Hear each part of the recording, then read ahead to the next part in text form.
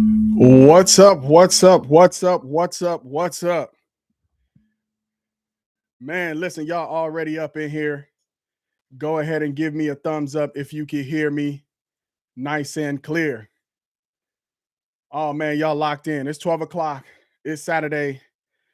It's time for another live stream, y'all. I've been looking forward to this all week, man. I create content. You guys resonate with the content. And then on Saturday, we get a chance to have a conversation. The whole week builds up and it culminates with Saturdays. I appreciate y'all being here. This conversation is going to be all the way turned up, guys. All the way turned up. Go ahead and hit that like. If you haven't already, go ahead and hit subscribe. Go ahead and hit share. You never know who's going to pop up in the live stream, guys. Man like TLP Sports Club might pop up. Man like David Talks Buffs might pop up. Man like Say No More might pop up. Man like JR Boxing might pop up.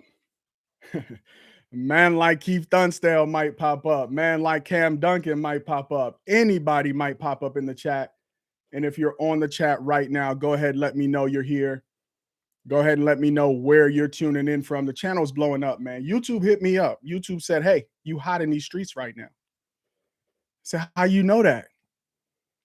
He said, the people are tapped in with you because you're doing real football talk. I said, oh, really? There's a market for that. I said, yeah. People want to know the real. After what happened in 2025, people don't want the wool pulled over their eyes again and not understand what's really going on from a football perspective. Said also, we like the fact that you're not out here doing clickbait.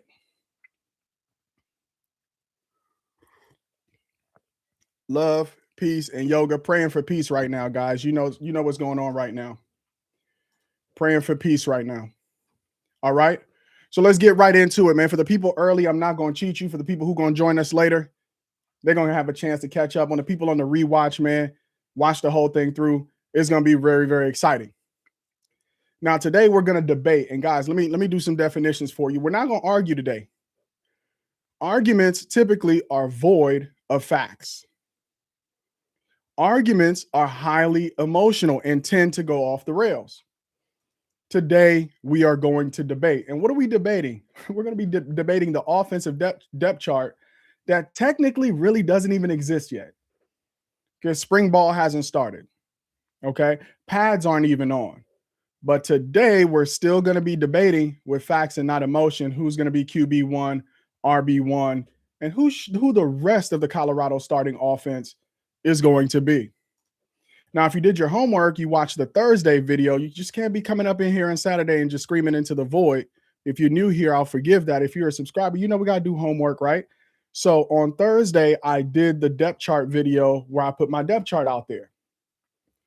We're going to pull that up in a second. And this year, for sure, we're not going to just be basing the offense off of talent. Guys, I don't care about that.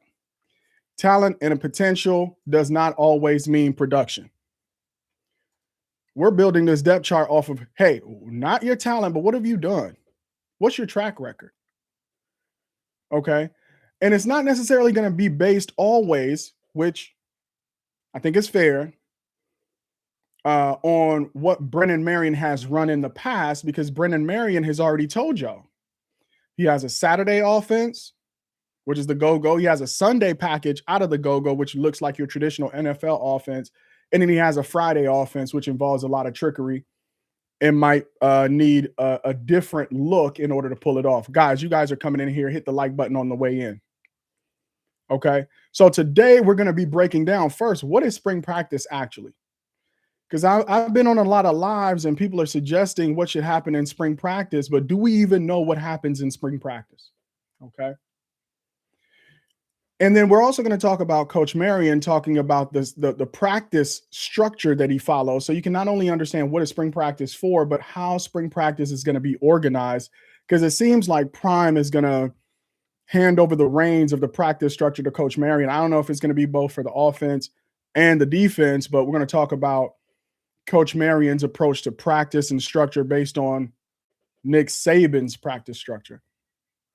And then we're going to move into the depth chart. We're going to talk about the depth chart and who should start. We're also going to focus on some of the biggest position battles.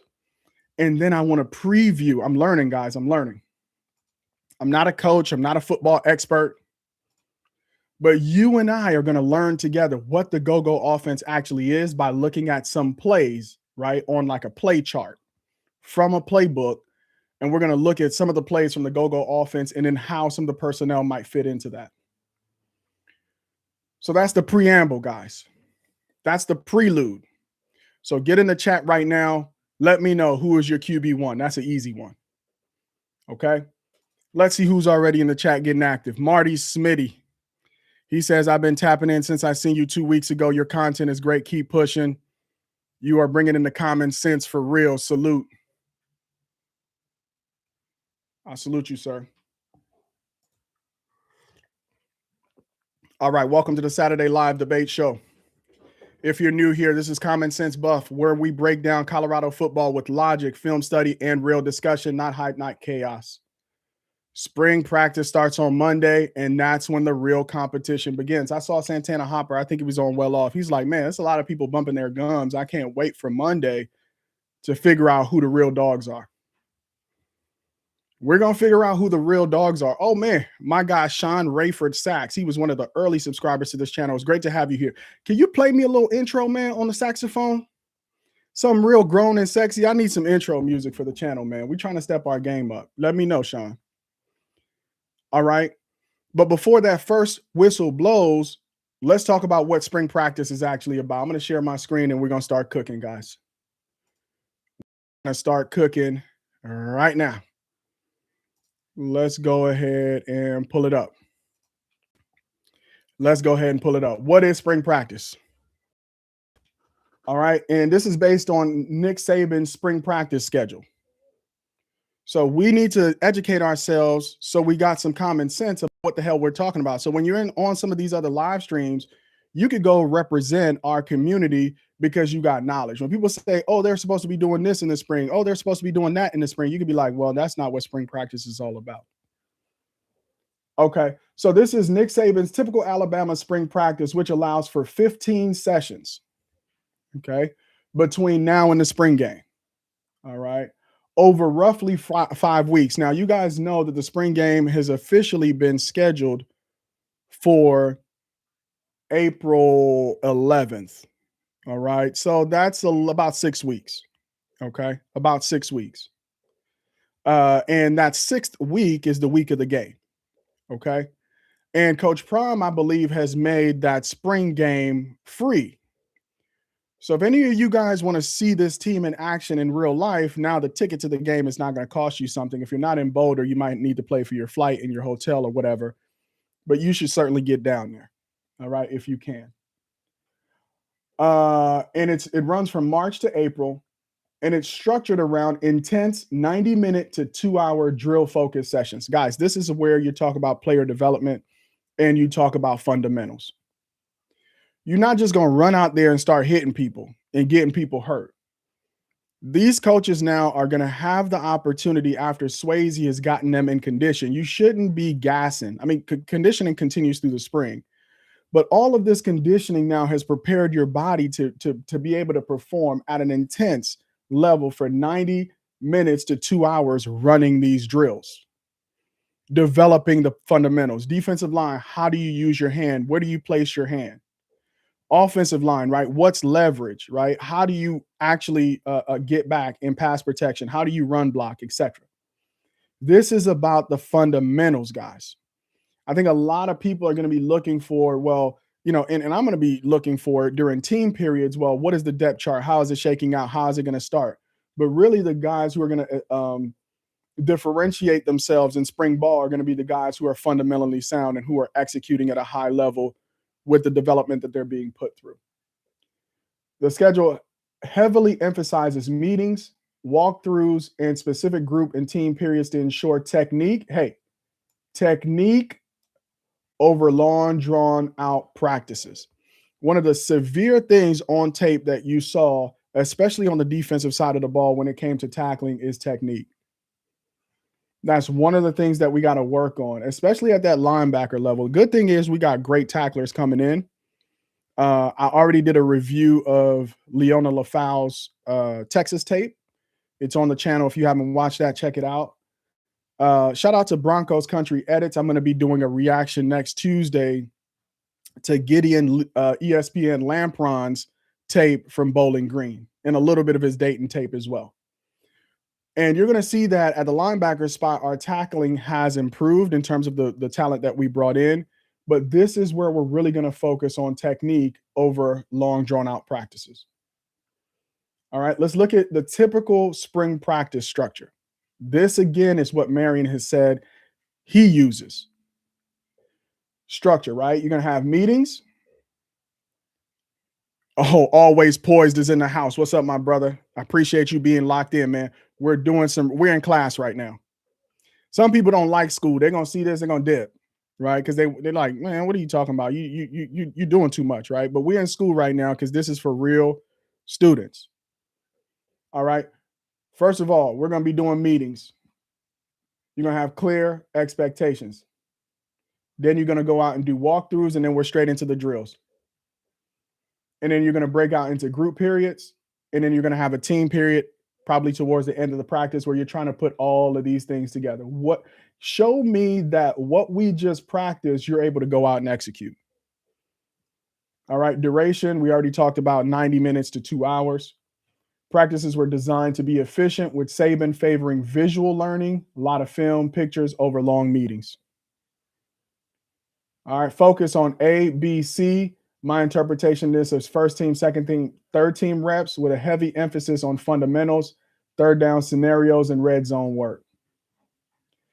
Everything culminates. The schedule concluded with an annual A Day, right? Which in the case of Colorado is the black and gold game, the spring game, which is going to be held in Boulder at Folsom Field. Again, if you guys are just joining us, remember that the spring game this year is free. Okay, so if you had a reason to go out to Boulder and see this team play, this is the season to do so this spring. So what is going to happen probably over the last 5 weeks if Marion does stick with Nick Saban's schedule? Week 1, which is this week. Initial drills on Monday, Wednesday, and Friday. A lot of skill development on Tuesday and Thursdays. In week 2, week 3, mid-spring, incorporating a closed scrimmage, right? We're probably not going to end up seeing some of that, maybe highlights from well off on Monday, Wednesday, and Friday. Week 4, intense work leading into the final scrimmage. And then week 5, final preparation for the spring game. So this is what these players have to look forward to over the next 5 weeks. All right. Now, for some of you who didn't play football, let's look at some of the drills that are typical in terms of skill development. All right. Typical football drills during spring practice focus on fundamental skills, technique, and conditioning, often transitioning from individual skill work to group, 7-on-7s, or limited contact team drills.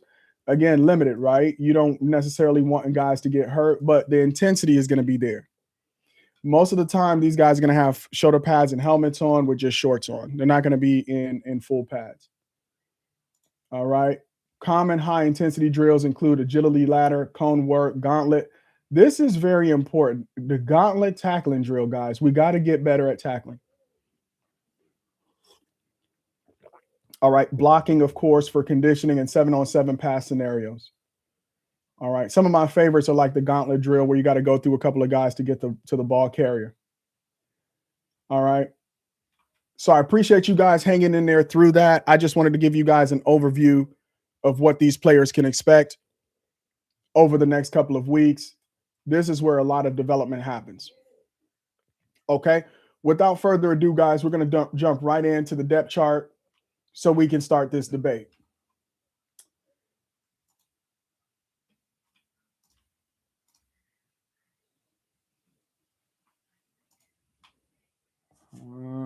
All right, I need to move this to presentation. All right, here we go. Here we go. Going into spring, again, this is not what I'm saying the week 1 starters are going to look like. This is your Colorado Buffaloes spring 2026 offensive depth chart. What I'm saying is during the very first team period on Monday, if I was Coach Marion, based on what I've seen from these guys on tape, who are some of the guys currently on IR, this is my starting lineup. Okay. We're going to start in the backfield. We're going to start in the backfield.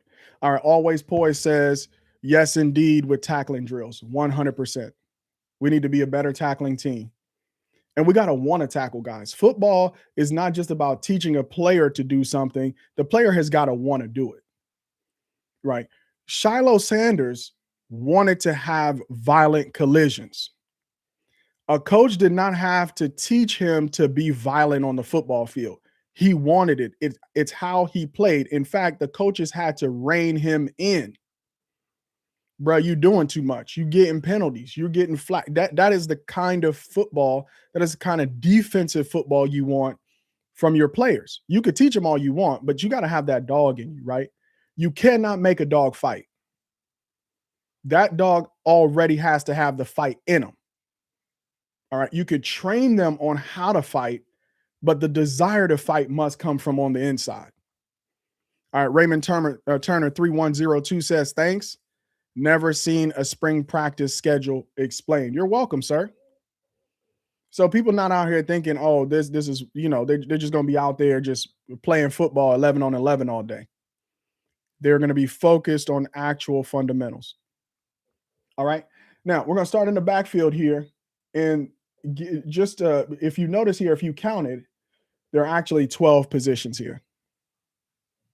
Okay. But football is a game of 11 people. So immediately to get to 11 people, you're always going to have 5 down offensive linemen. You're going to have 5 offensive linemen. So to get your 11, one of these positions to the outside is typically not going to be on the field. I've included all 11 just for a depth chart perspective, but this is not an actual football formation where all these positions are out here. Marty Smitty says, I think the guys they picked up for the tackling issues, they did good. I agree. Guys like Randon Fontenette, guys like Boo Carter, guys like Natine Mitchell, guys like Justin Eaglin, Leona LaFau, Gideon Lampron, Tyler Martinez, Anene, Eziogu, Santana Hopper. Man, I'm excited about that defense. We're going to do the defensive depth chart next week. All right, so starting in the backfield, starting quarterback is Juju Lewis. How many people have Juju as your QB1?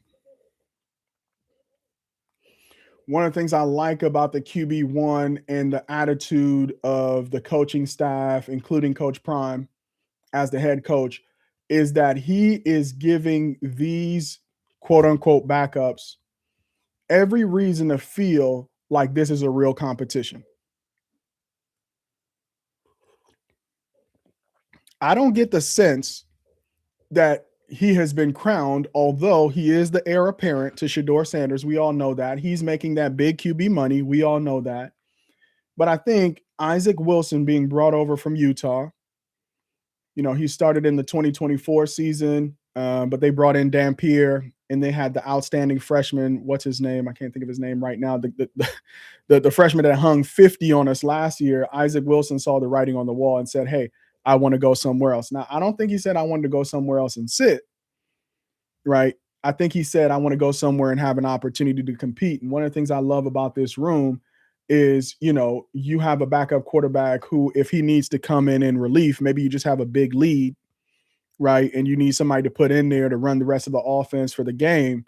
You have somebody that you could reliably go to, and the offense is not going to see this huge drop off, right? I really like having experience here. You cannot discount that. But a lot of buzz around Keneal Sweetwine right now, especially after what we saw happen in the spring draft, where he was selected as the first quarterback for the black team over Juju Lewis. So I think one of the battles I'm going to be watching in spring ball is these two guys here pushing Juju Lewis to be the best that he can be, but also these two guys here really battling it out for that QB2 spot. This is going to come down to arm. It's going to come down to mobility in the go-go offense. Not only do you have to have an arm, you have to have mobility, but you also have to have quick decision making in the go-go offense. We'll look at that when we look at some of these formations, guys. So Juju Lewis, right? What I've liked about his development in year 2 and what I've seen from them in winter workouts is Juju Lewis is athletic. And when I did a review of his tape, even though it was limited in 2025 for the games that he started, he was not afraid to use his feet. Now, one of the things I would love to see if he's going to be using his feet a lot more is that he needs to continue to build muscle for durability reasons, right? Because in the run game as a quarterback, you're going to take shots. Even though you know quarterbacks are smart, they're going to slide, they're going to run out of bounds. It's unavoidable. This is football. You're going to take shots. You're also going to take shots in the passing game, right? Even with great protection, sometimes the protection is going to break down. You need to be able to stand in the pocket, deliver the ball, and take a shot and get up, dust yourself off. We're running hurry up in the go-go, right? You're not going to have all time for the offensive line to pick you up, brush you off, whatever, right? You got to be able to take some shots as a quarterback in this offense. But I think the differentiation here, I'm only pointing to these two, but don't sleep on Dominique Ponder. Pause that, because he wants to get on the field as well.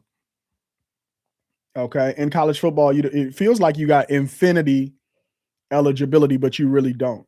So I like the competition in this quarterback room. I don't see anybody here who's really saying, hey, I would shift this lineup significantly. Anybody in the chat right now would shift how I have this as a 1, 2, 3, 4 right now?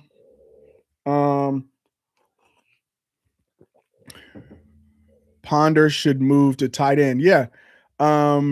You're the second person I heard say that. I think Greg said it. I watched B-Watch show with JR Boxing as well. And I think Greg said it, has always been advocating for a guy this size to move to tight end. Nah, I'm on point with the lineups. Okay, I appreciate that. All right, let's move on to the running backs, which I think is where we're going to probably get into a little bit more debate here in the chat. So there was one of the people came into the comment section when I did the depth chart, and they said there's no such thing as a fullback in the go-go offense. Yes, that is true, but I only put fullback here because I'm referencing it. I could put RB1, RB2, I could put H-back, RB, whatever, right? You guys get the point. I'm not saying there's a true fullback in this offense, okay? But why I have this position right here as fullback is primarily because in the go-go offense, you're going to be running the triple option.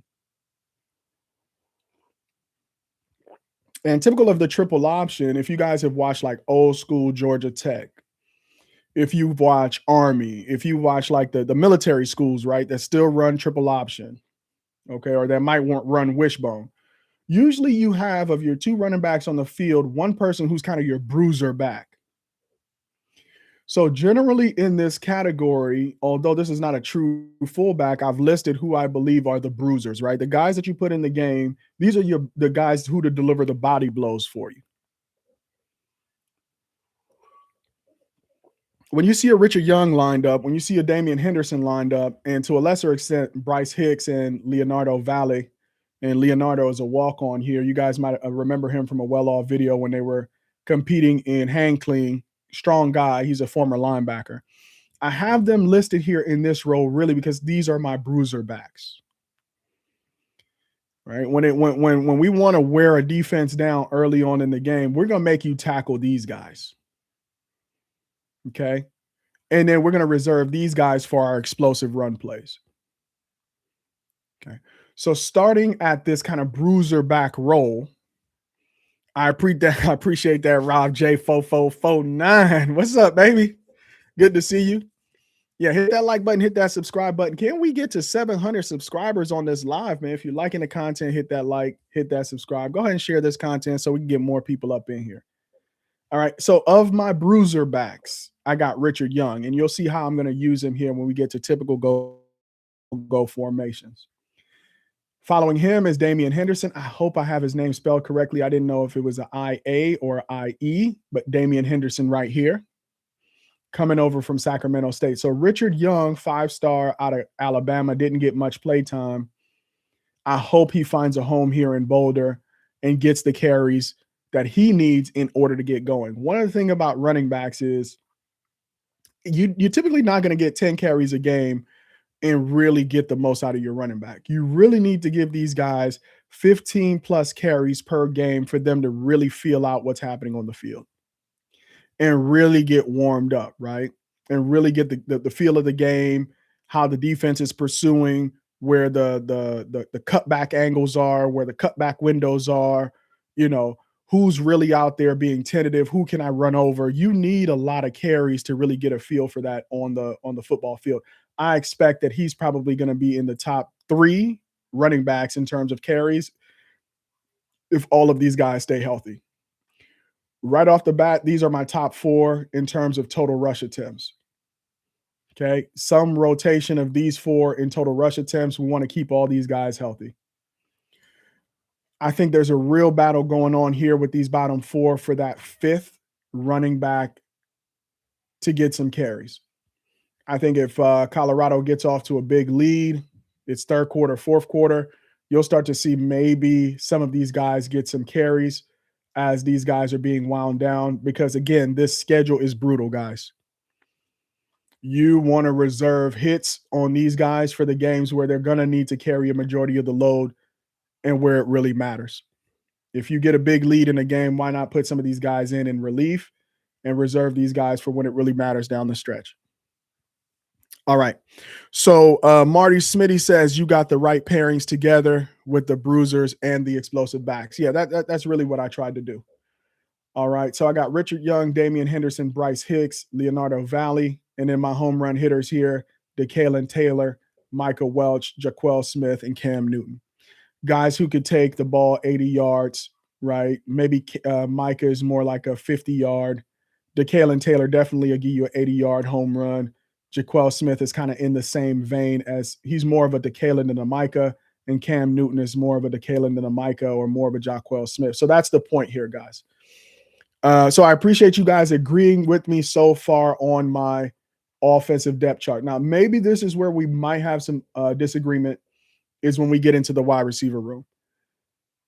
Important note here for these wide receivers.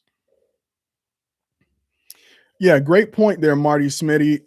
Knowledge of the go-go is important. I don't have him here on IR, but there were some questions, I think, during the spring draft that Ben Finiseth threw to the training staff about when Jaquel Smith will be ready. Again, this is what we're rolling out on Monday, not what we're going to roll out week 1 of the season. After they do all of their individual drills, et cetera, and they roll out first team offense. This is what I'm saying they're rolling out on Monday with. Okay. We keep these guys healthy. This is going to stay consistent. You'll see a lot of movement as spring practices moves on and we get more reports on IRs and we see guys in casts. Unfortunately, it's football, right? Guys who are out for concussion protocol, stuff like that. Okay. So let's start out here with the X wide receiver. Usually the role of the X wide receiver is the receiver that's typically lined up by themselves. And they're usually lined up by themselves on the line of scrimmage. Okay. When you have a receiver that is lined up on the line of scrimmage, this means opposite them on an island is going to be the best cover corner. All right. In the chat, please challenge me, agree or disagree, because this channel is about actually learning what is going on in football and why certain guys are being placed in certain positions. Okay. I'm not just out here like I like him. He has talent. He really showed me something in 2025. Therefore, he's a starter. I like Joseph Williams lined up on the line of scrimmage by himself with the number 1 cover corner. In 2025, for reference, the player that played this role was Omarion Miller. Okay. Who on the field on film Are they going to want to match up one-on-one when they're on an island? I like Joseph Williams out here. Okay. He's a relatively big wide receiver at 6'2" or so. I think he's 200 plus pounds. So if a guy wants to get hands on him, and I mean, you got a really good corner. These corners now are 6', 6'1", 6'2", and they're going to be typically stronger and fast. Like opposite him, let's say in practice on Monday, you might have like a Justin Eaglin. He's running a 4.4. He's going to get hands on you, and he's going to be confident in getting hands on you because he feels like he can recover with that 4.4 flat speed. It's like kind of the mold that Coach Prime wants his DBs to be in. We want you to be big. We want you to be fast. We want you to be physical. But because you're so fast, you have recovery speed so you could take some chances on the line of scrimmage. What about DeAndre Moore at the X? How you feel about that? I'm going to get back to that in just a second. So what I have out here is guys who are able to release, right, against the best corner on the field. I'm not saying they are best positioned right now. I just have them in the X position. You're going to have to be able to be shifty enough to get a release, but if they get hands on you, you got to be able to get off that. And if they have press coverage, because sometimes you cannot get separation on the best corner on the field, a good XY receiver is able to make the play even though the coverage is sticky. Okay, you've seen those situations where you're like, man, that DB couldn't play that ball any better, and he still caught it. That's what you want from your XY receiver, and that's why I have Joseph Williams in this spot. He, in my opinion, is the one wide receiver. If you have a cornerback draped all over him and it's a 50-50 ball, he's going to come down with it. The harken back to spring ball 2025, him and DJ McKinney going at it, or him, Marion Miller and DJ McKinney going at it. Best cover corner on your guy, typically 50-50 ball. I like Joseph Williams to come down with it. That is my logic. That is my logic. All right. You guys can challenge my logic. Marty Smitty says, I like Smith because he knows that. Oh, yeah. I already read that. DE7U. What's up, man? Welcome to the chat. I appreciate you being there. He says he's good at jump balls too. Yep. That's what we were just talking about, the 50-50 ball. Always poised. What about DeAndre Moore at the X? How do you feel about that? All right. Because of that question, wide receiver for me is a pick your poison situation. I agree with that. And then Northside Roger, welcome to the chat, man. We got some legends in here. First of all, Cam Perry is wide receiver 1. I'm going to get to Cam Perry in just a second. Cam could get open more often than all in the wide receiver room.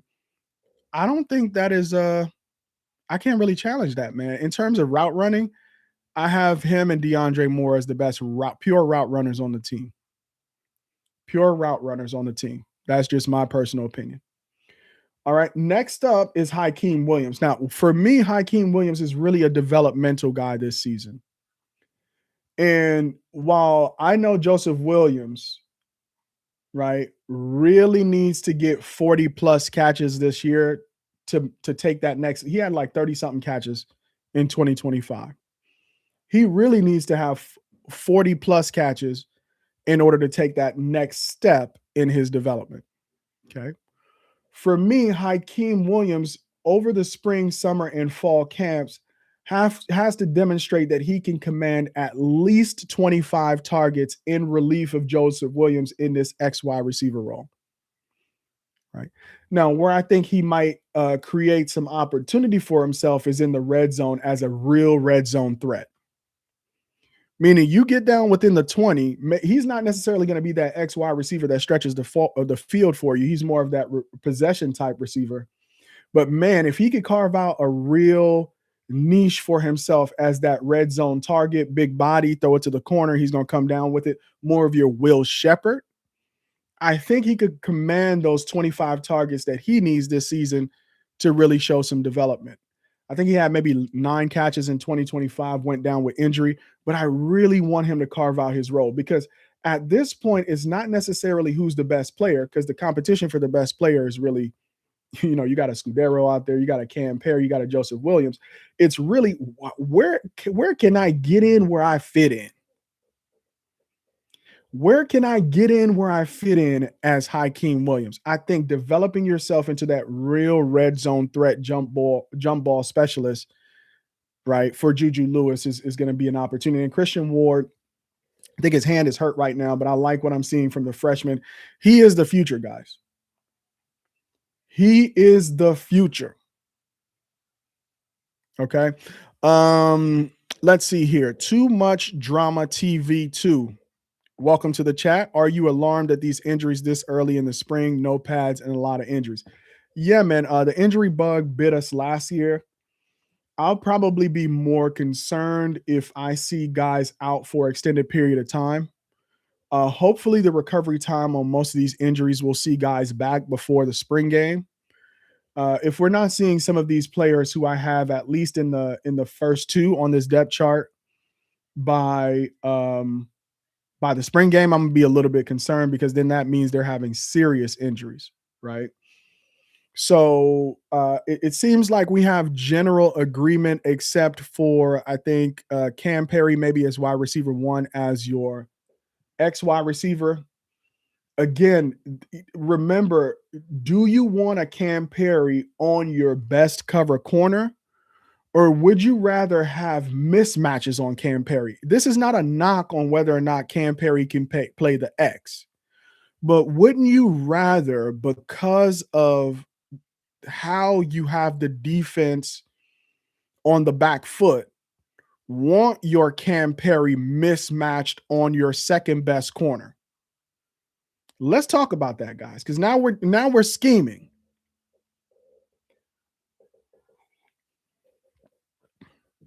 Okay, we're scheming now. You're offensive coordinator. Put your offensive coordinator hat on, and not just a pure talent. I like this guy as the X, but I would rather, like I have on the screen here, Cam Perry in my Z role, because I want him mismatched on not your best cover guy. I want to put my best route runner on not your best cover guy. All right. Talk to me, Northside Badger. Talk to me, coaches. Talk to me, coach. All right.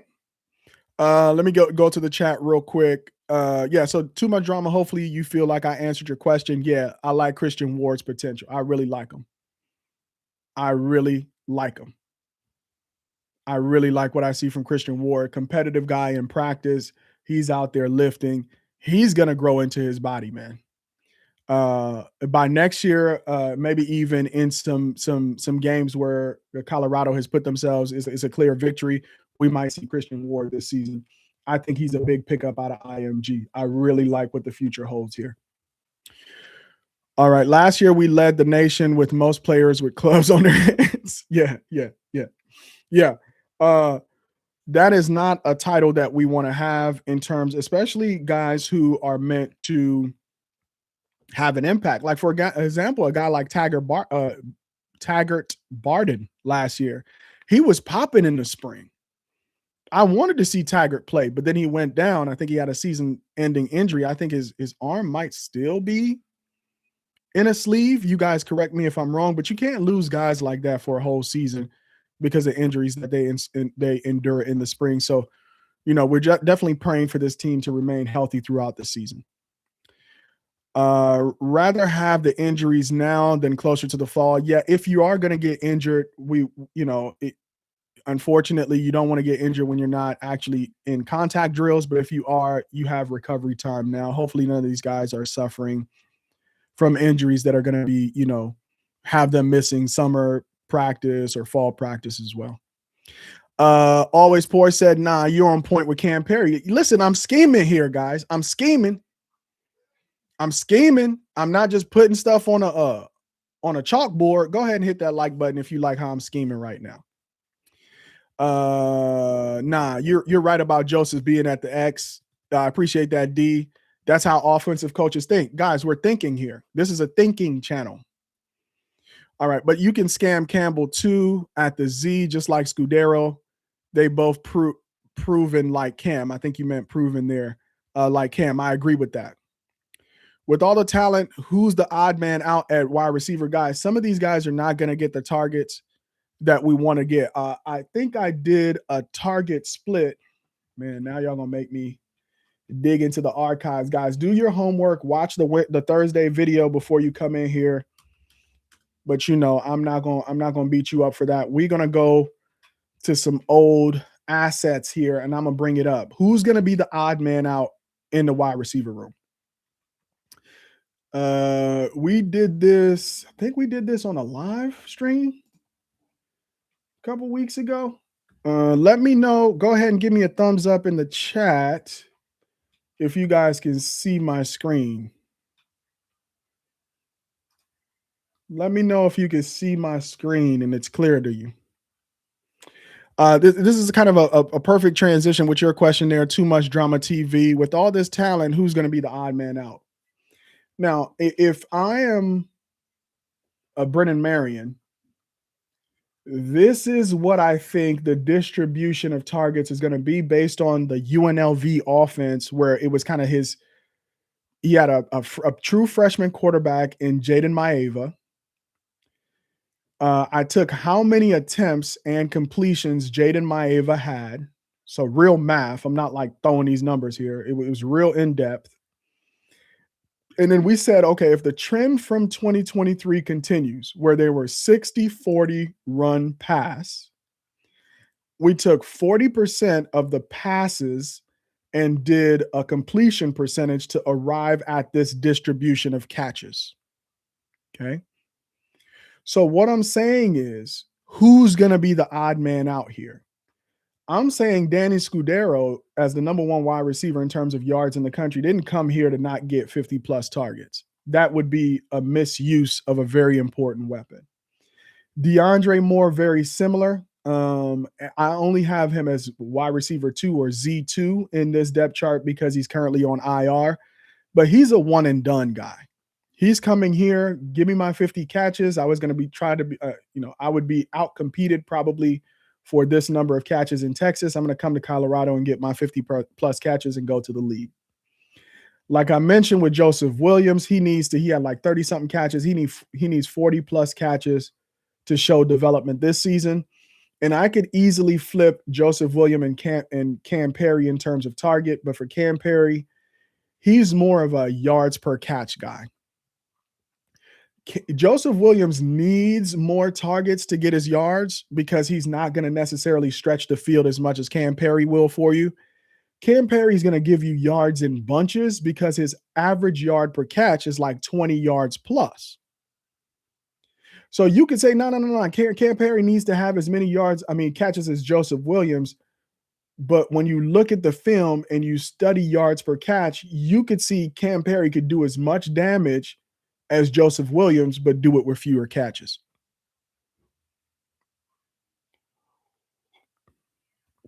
Does that make sense? And then Hakeem Williams, as I mentioned, he needs 25-plus catches. Quanell needs 25-plus catches, and Quentin Gibson needs 25-plus catches to continue their development. Odd man out. I have these 3 guys as the odd people out, not because I don't think that they're going to be utilized in the offense. One is because Ernest Campbell is running track right now, right? And when he comes back and track season is over, how much of the offense is going to be installed for him? Caleb Mathis, of course, is always competitive. He does see the field, but how many targets is he going to command? And then Christian Ward as the freshman, I don't know how many targets he's going to command. So we did this, and we did this in a very scientific way to arrive at these catch totals. Okay. All right, let's continue with the depth chart. Hopefully I answered your question there. Too much drama. That's who I see as really the odd man out. Little Lee, welcome to the chat, man. Liddy, not little. Hold up. My bad. Liddy Lee, 23-23, wide receiver room, just deadly this year. Marty Smitty says, even if they single up JoJo, double Cam, the slot will eat. Now, this is where we start to create headaches for the defense. Because if you want to put your top cover corner on Joseph Williams, right here, you're going to leave guys who are not your top cover guys on two of the best wide receivers on Colorado's team.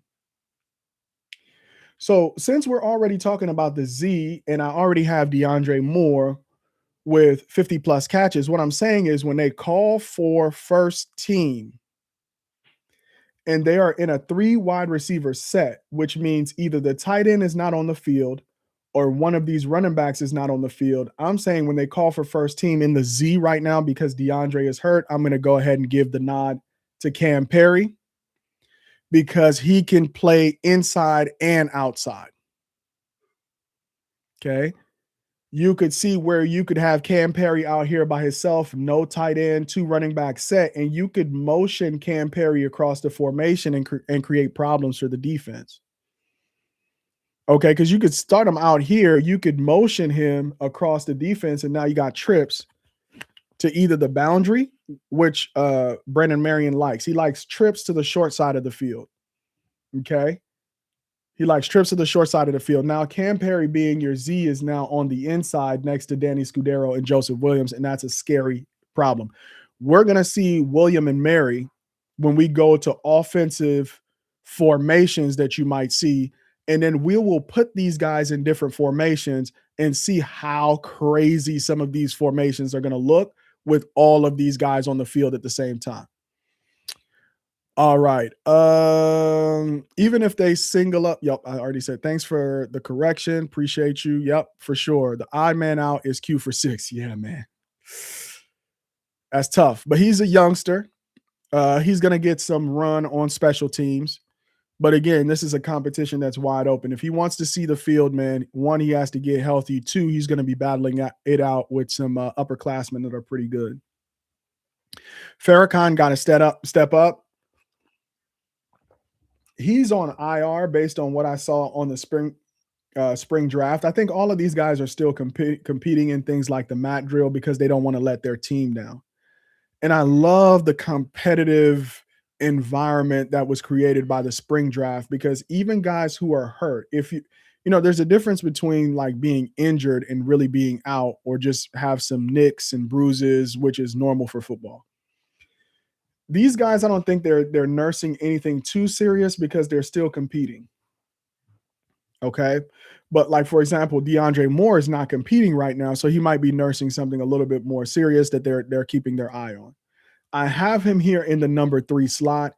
Just because of DeAndre's injury, you might see Quanell move up here into the number 2 slot, which will give him an opportunity to compete for those 25 catches I think he needs to have this season to continue with his development.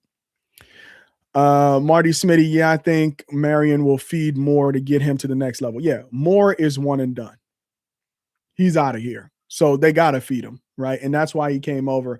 I'm sure they're like, it's not like we got to feed you doing you a favor. We know you're good. If you haven't seen my reaction to DeAndre Moore's film, it is on the channel. You can check that out. Okay, Too Much Drama says DeAndre Moore will lead the receiver room in touchdowns. Okay, and I like that, right? Come week 1, they're going to have their hands full with Joseph Williams, Danny Scudero, Cam Perry. Who do you put your best cover guys on? Will that leave DeAndre Moore with maybe the 2nd, 3rd, and even the 4th best cover guy on him? I don't know what these defenses are going to do. I have no idea what they're going to do about these wide receivers.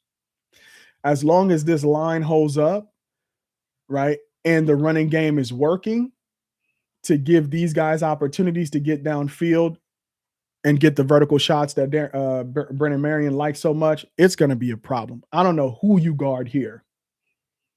Okay, you got a Joseph Williams, Danny Scudero, Cam Perry combo. Okay, or you got a Zach Atkins, DeAndre Moore, Danny Scudero combo. I mean, there's just you're gonna eat a combo all over the field. You got a DeKalen Taylor,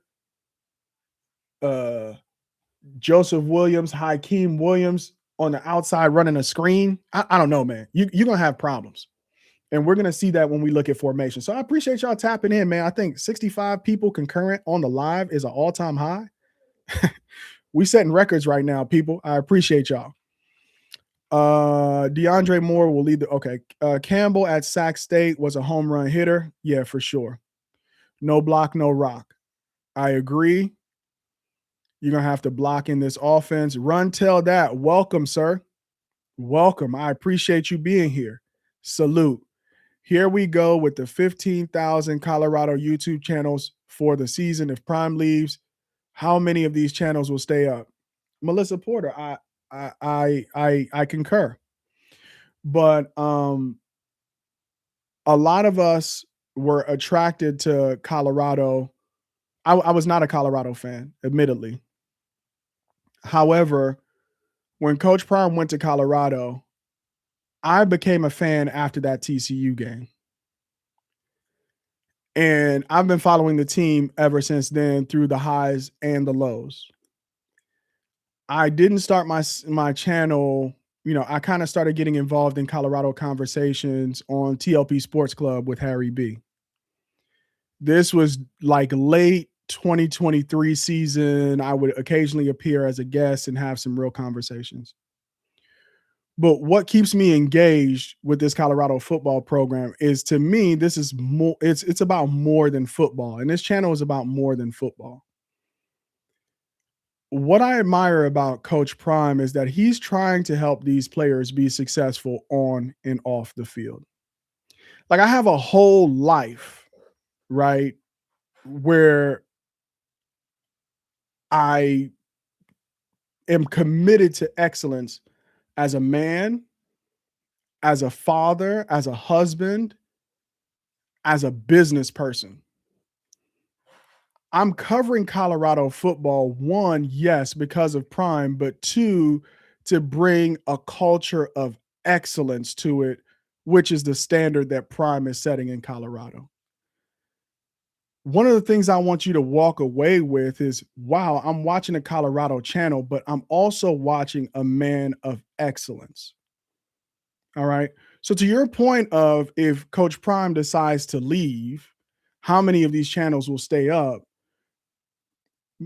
I hope that he plays out all 5 of the seasons that he's contracted for, so we don't have to even have that conversation for the next 5 years.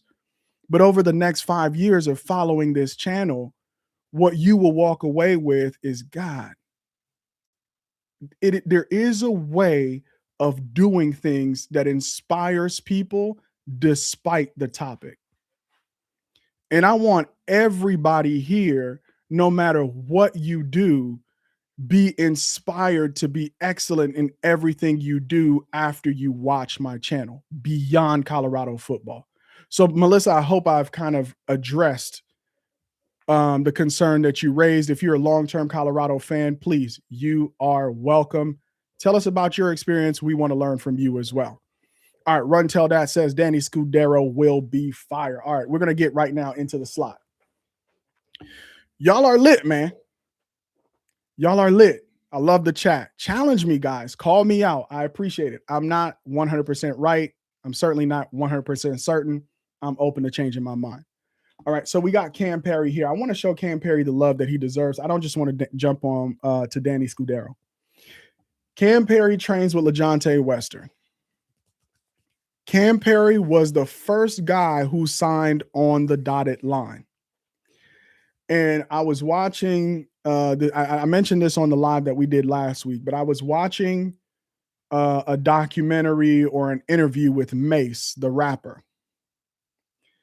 And what Mace said was, after Biggie, Notorious B.I.G., died, it was my pen that kept Bad Boy alive.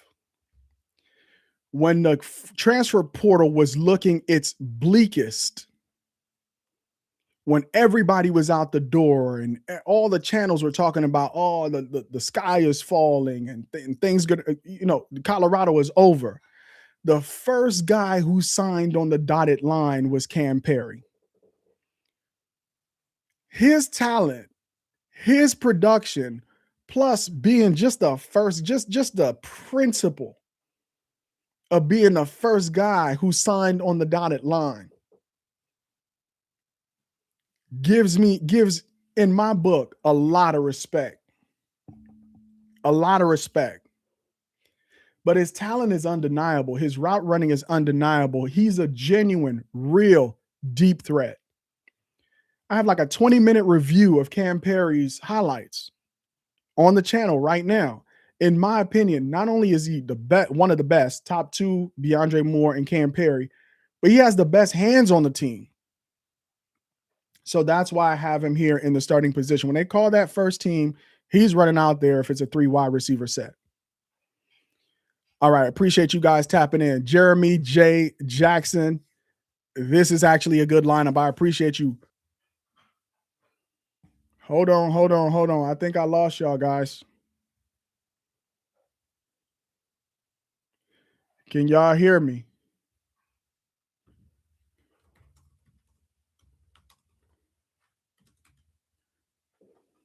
Can y'all hear me? I feel like I lost y'all. Okay. Okay, hold on. All right, stay right where you are. I'm going to try to